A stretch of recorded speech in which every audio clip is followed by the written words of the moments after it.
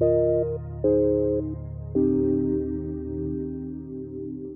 everybody's having a good morning, evening, afternoon, whatever it may be for you. My name is Fernando. I'm head of marketing at Privado, and I'm here with Nishant Bhajaria, who's today's moderator. He's a leading expert on field of data privacy. You may have heard of him.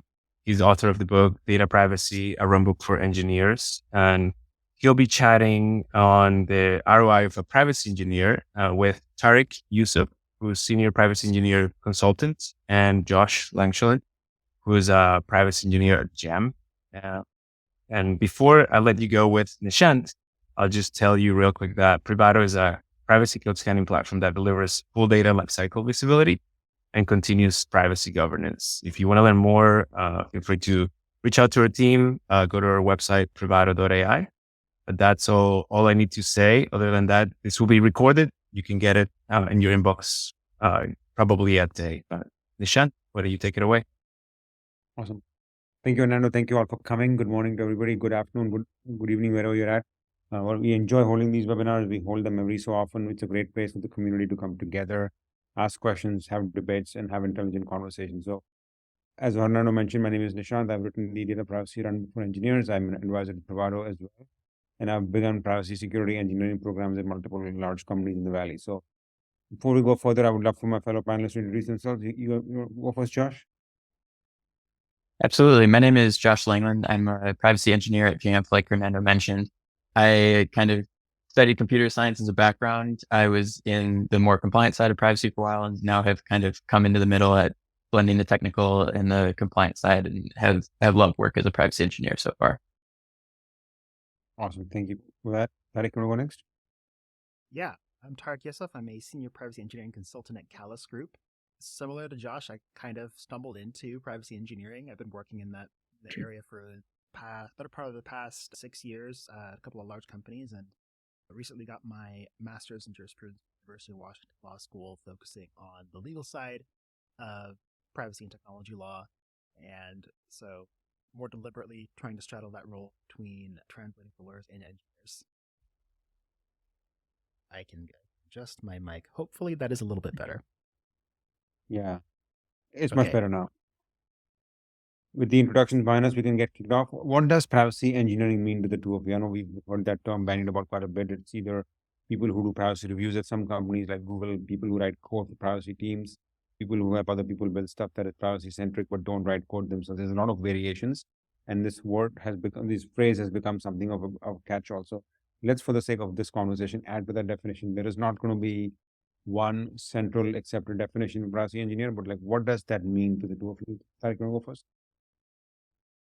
Yeah, I can start out first. I think one of the big things is understanding a little bit of the history of privacy engineering. A lot of the privacy engineering positions really started out from the kind of compliance side of things. And so if you kind of go back to, say, late 2000s, early 2010s, a lot of the purpose of it was to comply with compliance requirements or consent decrees. And so a lot of what you tended to see was a lot of the kind of privacy review type of work, auditing type of work. And it definitely looked a lot more like a compliance role for both lawyers that were in that space as well as engineers. Over time, as privacy became much more of a center point, not just in compliance conversation, but also the quality of the product and investing in user trust, that's when you started to see more of a trend in investing in infrastructure that can help make privacy easier. I was reading a statistic the other day. Humans, I think on average, produce about 50 gigabytes of data a day. And so you can imagine if you're a company that's ingesting even just a fraction of that, it can be really challenging to figure out how to process all that data and also manage where it is and figure out how to deal with that when you include things like backups and retention and so on and so forth. So in terms of what that looks like for organizations today, it tends to be kind of a lot more of a discussion on kind of the engineering challenges and how you can build in some of that base infrastructure from the beginning so that you're not spending so much time in meetings doing engineering reviews. Instead, you can point people to ways of building safe defaults. Awesome. So a lot of what you described comes into actual creation of tools and processes, right? So for privacy, does it mean you require privacy domain expertise, Tariq, or are you talking about thinking of privacy as another problem to solve? Like, how do you approach it? There are no wrong answers. I'm just curious to see, how do you think of privacy engineering now in your job? Yeah, it's a good question. So in my experience, so I started out in software engineering, focusing on the DevOps world. And so a lot of my approach kind of comes in from just kind of the general theme of risk engineering, I like to call it. Whether that risk is you're trying to prevent your service from going below your SLA, or you're trying to protect from certain attackers from a security perspective. And so in terms of what I've seen as an effective approach here is trying to figure out as privacy as a way of kind of managing a type of risk across the organization. One of the things I think of is that privacy is very effective at helping kind of manage and budgeting organizational user trust, because a large part of that comes with a large part of what the privacy legislation is focused on is, do users understand what their relationship is with a platform or with a company? And part of that is understanding, if I provide data, if I provide information to this platform or to this app, do I have at least a reasonable mental model of how that's going to be used? Awesome. And that is pretty fantastic. I think you hit upon something very critical, which is how do you build trust with the customer, by giving them good decisions to make, and also having the tooling in the back end to sustain those decisions. So that's great. Over to you, Josh. What does privacy engineering mean for you? Yeah, I think Tariq added a ton of good color. And so just to add maybe a more specific flavor for what it looks like at our organization, or in my experience, is the key quality of a privacy engineer is being able to have intelligent and constructive conversations with both the legal and compliance side of the house, as well as the product and engineering side of the house. And that's, I think, where to speak to the topic of this panel, where the privacy engineering function at Jamf has been able to add a lot of ROI to our organization, is by understanding complex legal and privacy topics and communicating those to the engineering organization, as well as understanding the complex intricacies of our products and different features that we might be working on, and communicating some of the inherent risks or the potential pitfalls or the features of those products back to our legal organization. So we act as this kind of bridge. And I think we're in a unique position to then actually provide privacy by design across the organization, because we can speak into things from the inception of the idea and the product, rather than try to retroactively apply compliance after something's already in the wild. Awesome. So the whole topic of this conversation is the ROI of privacy engineering. So you guys have already jumped into the ROI. And that just tells me that the definition of the role and the ROI are pretty closely linked to each other. A lot of roles begin with a lot of glamour and fanfare, but eventually become maintenance roles. And I think there is so much work, so much innovation to be done for privacy, that this role, by its very definition, points to the ROI. So with that being said, I'm going to add a little plug for our privacy engineering community. Hernando is going to share a link. We have a community that Privado maintains, where we welcome people into the conversation. We help answer their questions, get them ramped up. So it's a safe space to have discussions about what privacy engineering means, how to deal with issues, things like that. So please, Hernando, share the link so people can join that community. We have an example in the community where people help each other out. So it doesn't have to come from me or Hernando or Weber. It can come from you guys helping each other out as well. It's a true community, truly bottom up in the traditional sense of the term. So with that being said, if somebody were to talk to the two of you and say, how do we get into privacy engineering? Like, how does somebody become a privacy engineer that is seen as a value add? So what does that look like? Josh first. Yeah, I think a lot of it depends kind of on what background skills that you already have. So everything's going to be flavored by your personal experience. But for me, I came from a technical background and then ended up in the privacy world. And so what it looked like is making connections with people who are already in that world, understood privacy, understood the ever-changing complexity, learning from them, talking about, how to get into the field, what resources to use to best understand. The IAPP is a phenomenal resource for both education, training, and certificates. And that's a way to kind of demonstrate your acquired knowledge of that, since it's not necessarily something that you learn through education. So that's one path from the technical into privacy engineering, is layering on additional privacy skills on top of a technical understanding and background, as well as then vice versa from the other side. If you come from a more compliance or privacy side, legal and compliance side of the house, then it might be, engaging those conversations and leveraging your network and your connections to learn some of the more technical skills so you can speak fluently with engineers and developers at your organization and pursue different certificates in that realm, or just on your own education, or try to leverage your network. That is great. Tariq, over to you. Yeah, I've seen a lot of different people kind of moving from different roles and experiences. One thing that is nice now is that there is starting to be a bit of a paved path towards working in privacy engineering. Both the resources that Josh mentioned from the IAPP, I know that CMU has started offering a master's, or has for a couple of years offered a master's in privacy engineering. And so slowly we're having more of these resources. Nishant, your own resources as well. One of the things I find that you tend to see if you're already if you're in the technology field or legal field with some expertise, is figuring out what you can do to kind of leverage that expertise into kind of that privacy space. For example, like, myself coming from kind of the reliability and security risk perspective, that risk mindset and that threat modeling is a skill that translates really, really well. The difference is that you're just taking a bit of a different shift where you're thinking more of of kind of the more, I guess you could say, subjective experiences that people have with technology. Or another example is, say you're coming from a legal perspective where you are trying to give your client the most room to operate in a space, but now instead of just figuring out where those borders are, you're actually trying to kind of design the specifications of how the technology should work instead of where the technology is allowed to work. And then one last one that I'll add in is, if you're coming in from the user experience space, a big part of UX research and UX design is understanding how people interact with systems and applications and different user flows and whatnot.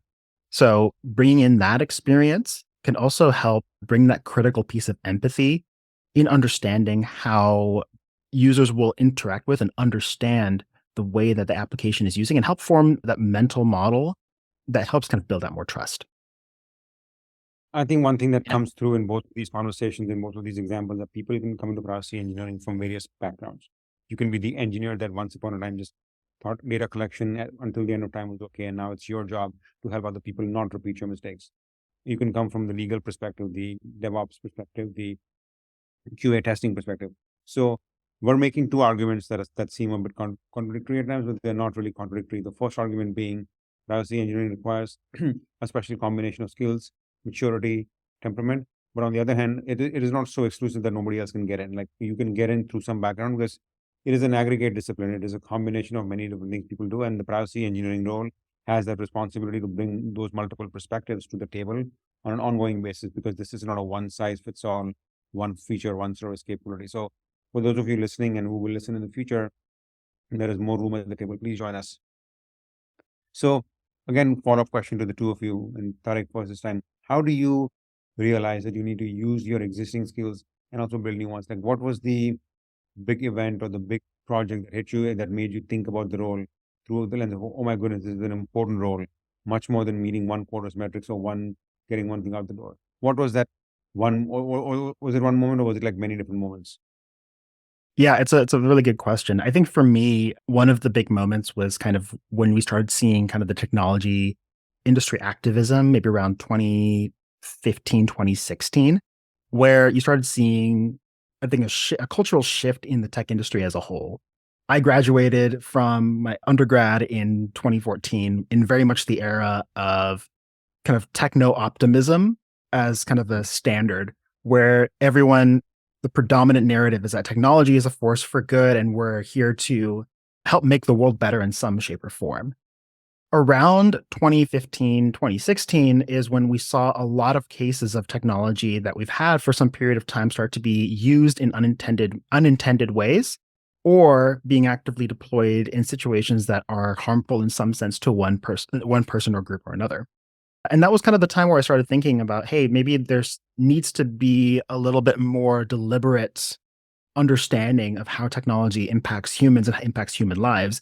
And so that's what really motivated me, because in my personal time, I spent a lot of work in trying to in kind of volunteer activism spaces and whatnot. And so in a lot of senses, this was an opportunity to kind of try to rehumanize and reevaluate what does it actually mean for technology to be fundamentally good for people? And how can we actually build that from an engineering assertion perspective?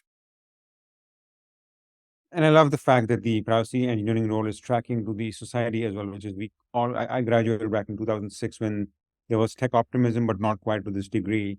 There was the mortgage subprime crisis waiting to happen, but we were also sowing the seeds for today's growth and today's challenges, collecting a ton of data. Cloud computing was beginning, mobile data computing was beginning, global IDs were happening. So privacy engineering is about going back and telling the full story of how these things change with how society updates itself.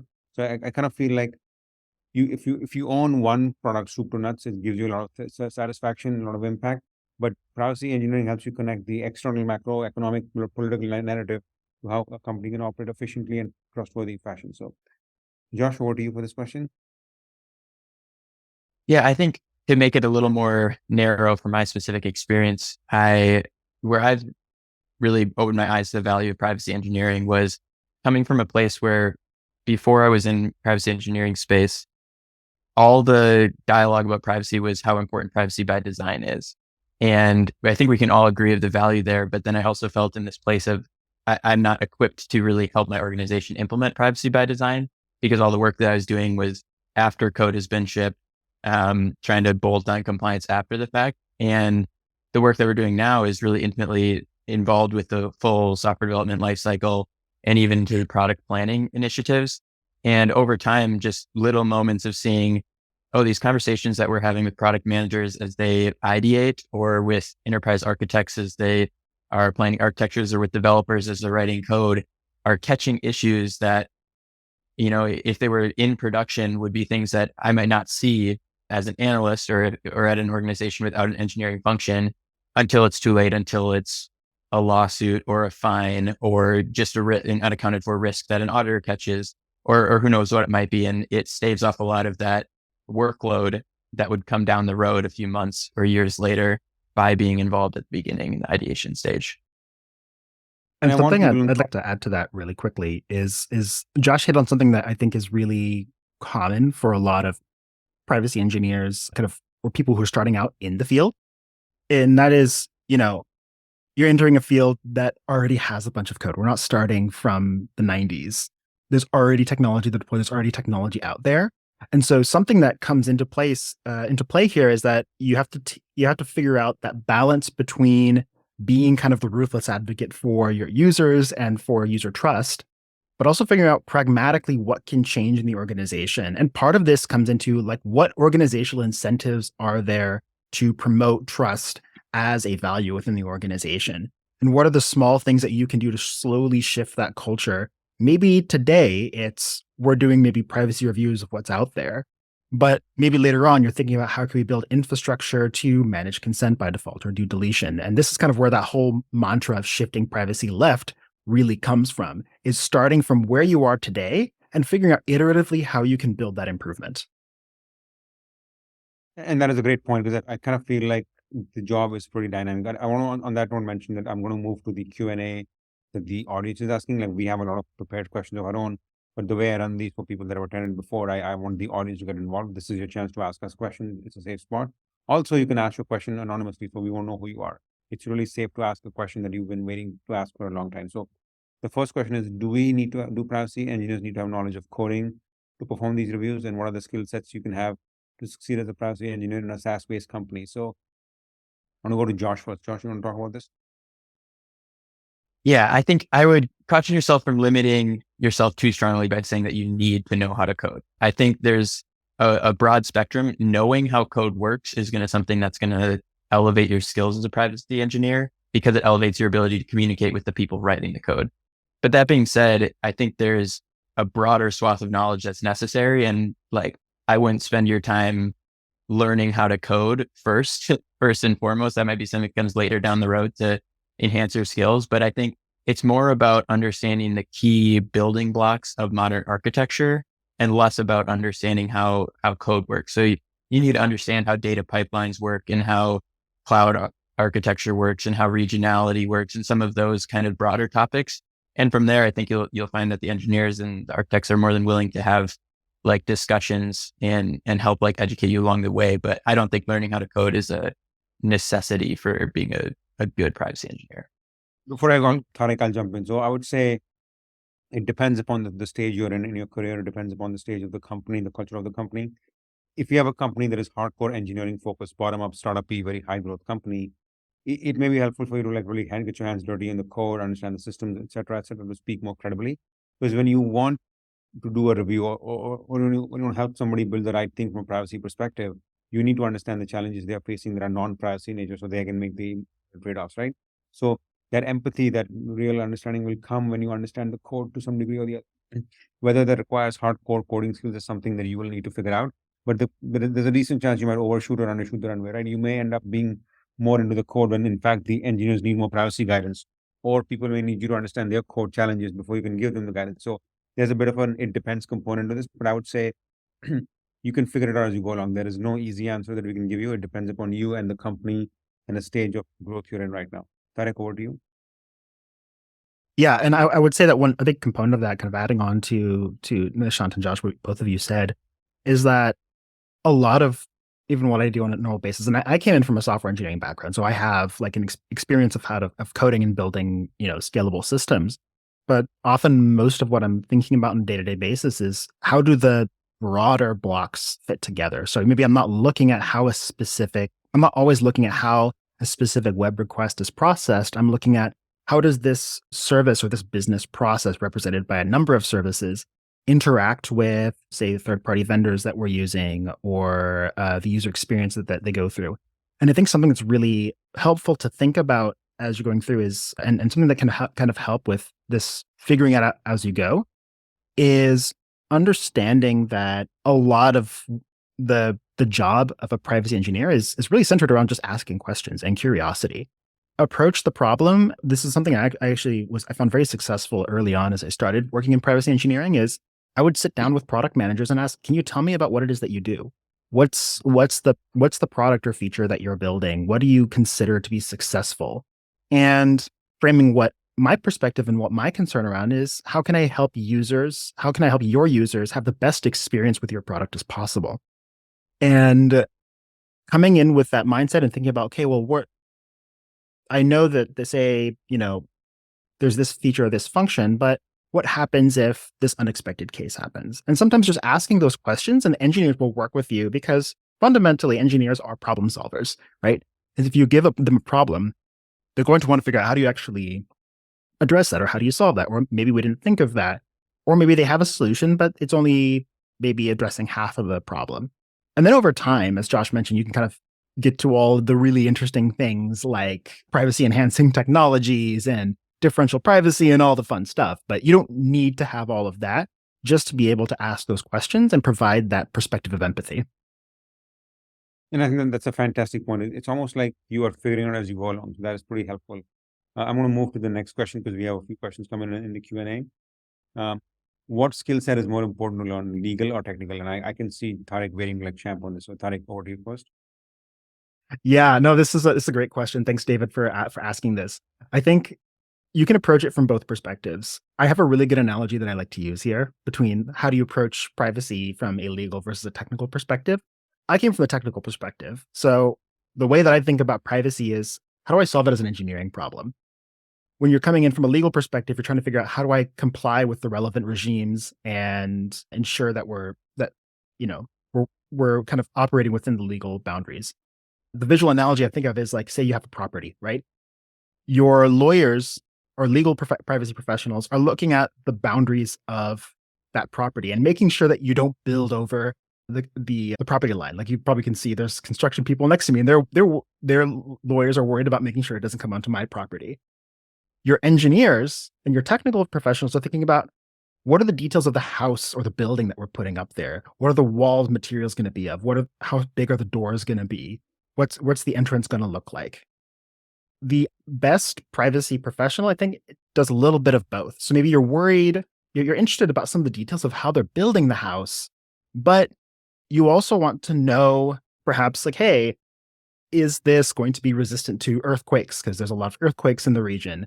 Or if you're going to build it kind of close to the property line, how can you ensure you're not going to go over that? Or maybe the property line varies in so many different places. And so maybe within your own design, you have to draw like a line within that property line. And so I think that you can kind of come from either of those approaches.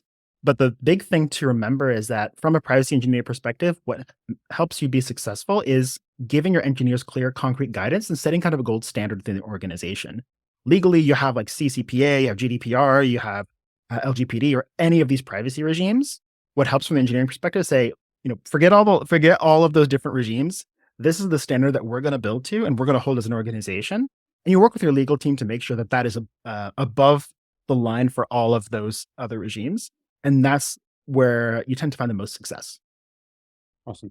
And before I jump to Josh, I'll answer it a little more philosophically. So building a privacy engineer, building a company is like building a democracy. Like democracy of hardware and software, you have a strong military, a strong economy, stock markets, infrastructure. But then you also have norms and values and respect for the truth, a voice for the minority. You need both hardware and software to make the computer work. Similarly, privacy engineering requires hard skills, that is some understanding of coding, understanding of systems, the laws, etc. But the soft skills include being able to work with people, showing empathy, adapting to the organization's needs, and then shaping the organization so that privacy and growth don't become a false choice amongst each other. So I think think of yourself as building a new country and starting from scratch. It's going to be hard, it's going to be like bumpy, but that combination of skills as an individual, as an engineer, as an attorney will make you more successful rather than just coming up with a list of things you need on the legal and the engineering side. Josh, want to start with this question? I think you guys answered it really thoroughly. The only other bit that I'd add is it's really organizationally dependent. So if you're trying to decide what area do I focus on first to try to lean into this function, I'd say look around at your organization. You might have a very strong privacy operational program. In that case, it might be more important to leverage technical skills to fill that gap at your organization. Or you might work at an organization that's really engineer led, and there are a lot of engineers who are thinking about these problems and are conscious of privacy considerations and are naturally bent that way. But you don't have some basic, like you don't have an in-house counsel or you don't have any privacy professionals at your organization, then I would lean more heavily into the legal side of knowledge. Great. Thank you, Josh, for that. So I'm going to move to the next question real quick because I think we're more than halfway through. So what certifications do you need? So I don't have any privacy engineering certifications. Like every mistake I made, every question I had to ask, everything I built and had to rebuild again, those are my certifications. I didn't find any certifications a couple of years ago, which made me feel like they prepared me enough for the job. So I decided to build one instead. So I wrote a book on the topic. And Privado and I worked together to build a privacy engineering masterclass. So it's available if you just type my name and privacy engineering masterclass, you'll find it online, or Devesh Fernando can add a link here.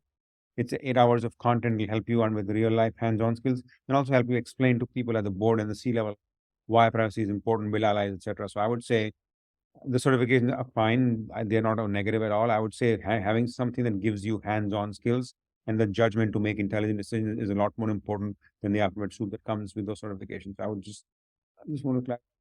Anything to add there, Josh, Tariq, on certifications?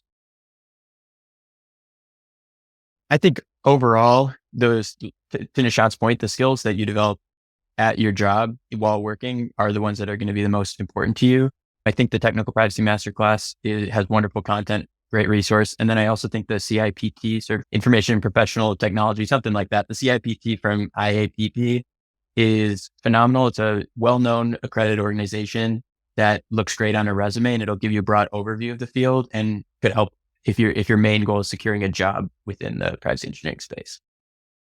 I do agree. When you have those certifications, your name will show up on a LinkedIn search a lot more aggressively. Sometimes that's what people look for. Tariq, anything to add? Yeah, no, and I think I'd add to that. Like, yeah, I only just got actual certifications like in the last year or so. And I think that can help with translating between what you know as a privacy technologist and a privacy engineer and what are people looking for. Because, and then this is where certifications can really help in saying like, okay, I need to find someone who can fix this privacy problem. Why don't I go here? Thank you for that. For companies that are building out their privacy program and looking to contract a privacy engineer, what resources can they avail themselves since this role is pretty niche? So I'm going to take a stab at this first. Like, there is no definitive factory of producing privacy engineers. Like, there is no privacy engineering degree. I mean, Carnegie Mellon has an excellent program, but there is nothing that gets recognized as a global standard. That is why you have multiple laws, multiple jurisdictions, multiple companies with different challenges. Everybody's looking at it through the lens of their immediate risk. So I would say My recommendation would be find engineers within your company first. There's going to be those troublemakers who ask difficult questions, who want to talk to the attorneys, keep asking why, or who keep talking about something bad that might happen in the future. So these people probably know something. Maybe they're paranoid like I used to be back in the day, but there's a good chance these people have the cross-functional view, the appetite, and the curiosity. I would say nurture them to sort of solve privacy problems in the beginning and get a sense of what your needs are, what your risk are. Because rather than hiring somebody from the outside and taking on that immediate risk, it's a good chance to elevate somebody from within the company as well, and also make some mistakes early on without having to pay somebody a ton of money on the outside. So that's my recommendation. Josh, want to go first? I'll actually pass this one off to Tariq. I know this is what he does for a living, so I'll pass it on. Yeah, this is what I do for a living. But I like what Nishant mentioned, and you absolutely leverage people within your organization, because while they may not be fully developed as privacy experts, they are experts within your organization. They know your engineering stack. They know where the skeletons are buried, so to speak. And so you can start from that point of curiosity and asking those questions. And then when you kind of start getting to the point of, we don't know how to solve these problems, that's when you can bring in privacy professionals and privacy technologists. Zoom likes to do those decorations. I forgot about that. So that's when you can start looking at some of the certifications to kind of working with different staffing firms. This is something that I do professionally, and I'm happy to kind of drop my email in the chat for folks who want to reach out and just to have a conversation to learn more about it. But start with working and figure out who is going to be your internal stakeholders first, and who are going to be the people that are going to ask the hard questions or know what the hard questions are to ask. Because regardless of which person you bring in from the outside, they're not going to know where all the hard things are. Definitely. And I feel like again and again, we come back to the fact that this role requires a lot of judgment calls, a lot of subjective decision making. Because typically you want to make decisions based on data and trends, but we just don't have that kind of historical data, because it's a bit like asking people, I need somebody with like 10 years of experience in Gen AI. It doesn't exist. Gen AI didn't exist 10 years ago as we know it today. So look for people with that judgment. Okay. We have a question on the privacy in the AI space. What methodologies and regulations are important? My sense is there are no known regulations for AI as such right now, especially the way it's being used right now. So what will probably happen is people are going to make some mistakes, or people are going to put a line in the sand about here's how we understand these to actually work and here's what should happen. And some of it may come from small regulations at the state or jurisdictional level, but I don't think there is a global federal recognized standard for AI. Tariq, anything to add there? Yeah, no, you're pretty much spot on there. I attended actually a panel with some of the folks from Hindsey Law who have been doing a lot of looking into this space, and this exact question came up, like which regulations and frameworks should we use for this? And there's some new frameworks that NIST are putting out. The FPF has a pretty great high level framework that you can use for this. But generally, a lot of the ways that we've relied on from a privacy engineering perspective, at least what I have, is looking at what's the application of AI that you're using in your organization. Where are you getting your model from, and what are you training your model off of? And just trying to see if you can get 3 or 4 people in the room to understand what is happening with the model and which direction are you taking it. A lot of you can look up some of the literature on machine learning fairness and machine learning bias, and that can kind of help with some of these cases. I also recommend some of the great work that the DAIR Institute is doing. That's DAIR. The Distributed AI Research Institute is the full name of it. But they've done some fantastic work on kind of what you should think about and what could go wrong in this space before you have, a PR disaster about it. And Tariq, I'm going to add you to sort of maybe add some of those links on the chat window so people can go down later on. Yes. And folks, please copy and paste those, because the chat goes away once I think the conversation ends. So please use these links. It's great when we have these conversations, the ideas are flowing within, people forget what the links were. So let's make sure people have something to go on with. Anything to add there in terms of global regulation for AI, Josh? Yeah, I think so. Actually, this week, the EU AI Act just passed, which has some interesting privacy implications. The direction that the EU is going in relation to the AI, it's broader than just privacy and AI specifically, but it has a lot of overlap and correlates a lot with those. That's kind of from a regulation perspective. I think for methodologies, there's some really interesting things to consider when your organization is thinking of including AI in their product or in workflows or whatnot. And I think a couple of those, without taking too long to try to go into them, are, how do we deal with using company data to train a model? Or how do we think about if there is data that's part of the training or part ingested, how do we deal with DSAR requests in order to extract data that might be part of training a model? Or how do we deal with the fact that sometimes an AI model is more adept at re-identifying or making connections that humans won't necessarily notice? So there certainly are questions to ask and bring forward that aren't necessarily initial things that would come to mind for somebody who's just using a plugin or adding it to their workflow. Also, that's great. So as we get close to the end here, I want to talk about the ROI a lot more specifically. The whole point of this conversation is to give people the ROI, and we've done that quite a bit. But I think there's an excellent question here from Catherine Barron about how do you explain the ROI? So people come to these webinars, and I routinely get feedback afterwards saying that we love the example. So I'm going to start with that first. One example that came to my life, and this was in Netflix, where we had to delete a bunch of test data that was not getting used aggressively by the engineers, but they also wanted to have a copy of it just in case. Engineers love collecting data just in case it's going to be useful in the future, and that gets collected, stored, replicated, shared, etc. And the risk vector becomes uncontrolled because data is like water; it finds a crack everywhere it can go. So at Netflix, when we were to release some of the data, there was no regulation I could point to and say do this or something like bad will happen. Like that did not exist at the time. So I worked with a platform team in the infrastructure team, and they had to routinely take this test data, move it from one instance to the other, manage access to it. So it was creating a lot of overhead and there was no real benefit. So I ran an analysis to see this test data is only being queried by these 4 teams on these days of the month. So rather than holding on to it all the time, why not just delete it on a monthly basis and not have the size grow continuously? And what that meant is it reduced the amount of work the platform team had to do, reduced the amount of the security team had to protect the data. So rather than making it a privacy compulsion that do it or GDPR, we basically said do it because it makes the company leaner, faster, better.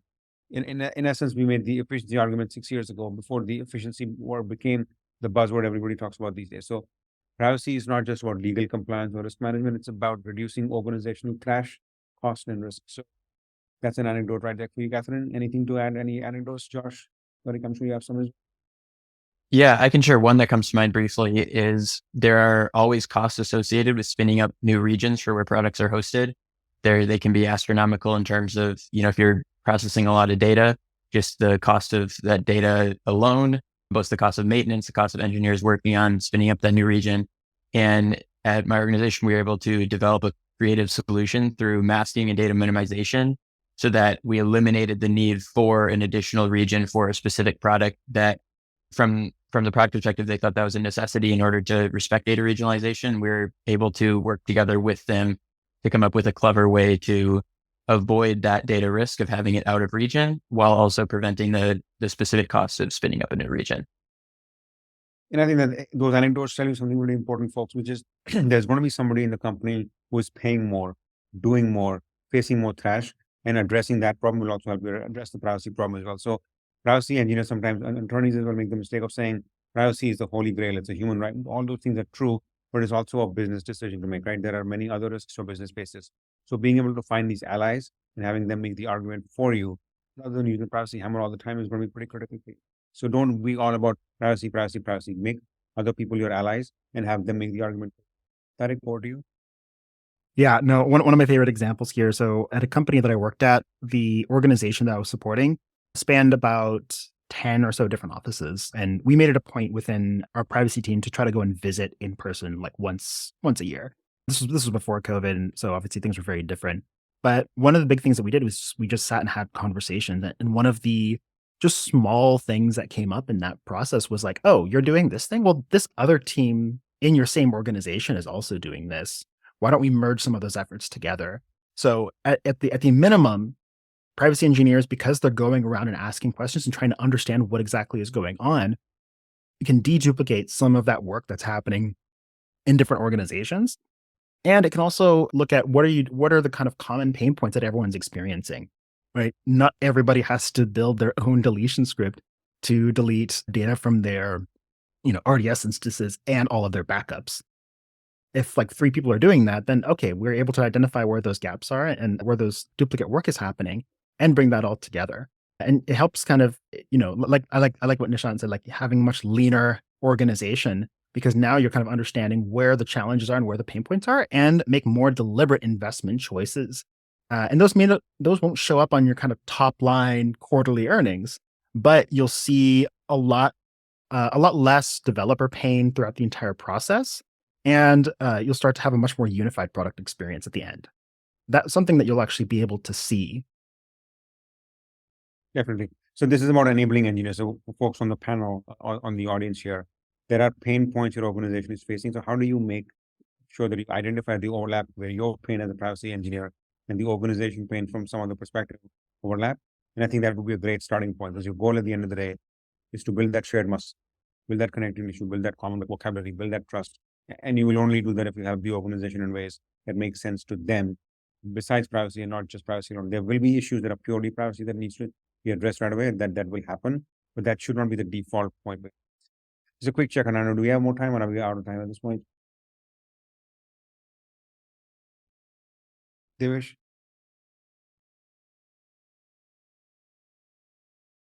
Yeah, I think they're catching up. I'll just have one more question here to see what people are asking here. A question from Swati. What do entry-level jobs for privacy why do entry-level jobs ask for a lot of experience in the job description? So this is one of my favorites, but I'll let Tariq go for a second. It's an entry-level job, so why do we have so many asks in that as well? Yeah, it kind of goes back to what you mentioned about having the Gen AI expert that has 10 years of experience in Gen AI. It's sometimes it's just a factor of how the job position is written. And because there's a level of translation that's lost from the engineering manager that needs the resource, all the recruiting staff that are trying to fill 4 or 5 different roles, and you as the privacy expert, right? And so part of that is that kind of that challenge. And so that's why you'll tend to see a lot of kind of requirements for experience. The way that I've kind of worked through some of this is looking at where there's overlap in other parts of what I've done that help me know what the right questions to ask are. And I'll often talk with this through recruiters, when I have that first conversation and say, privacy engineering as a role looks very different in every organization that you're working in. And so can I ask some questions to understand what's the specific nuance of the role that you're looking for? Are you looking for someone to build engineering infrastructure? Are you looking for someone to do privacy reviews or build operational functionality? And so by having some of those conversations, you can kind of bridge the overly broad requirements you'll tend to see. And typically what I end up seeing is that you'll see a role or a rec that goes up that has a broad, very large set of privacy experience that's required that maybe only hits, I would wager, 10% of the privacy engineers that are in the industry right now. And then they'll slowly open it up after like 1 or 2 weeks. And then you can have that conversation and say, okay, look, what is it you're actually looking for?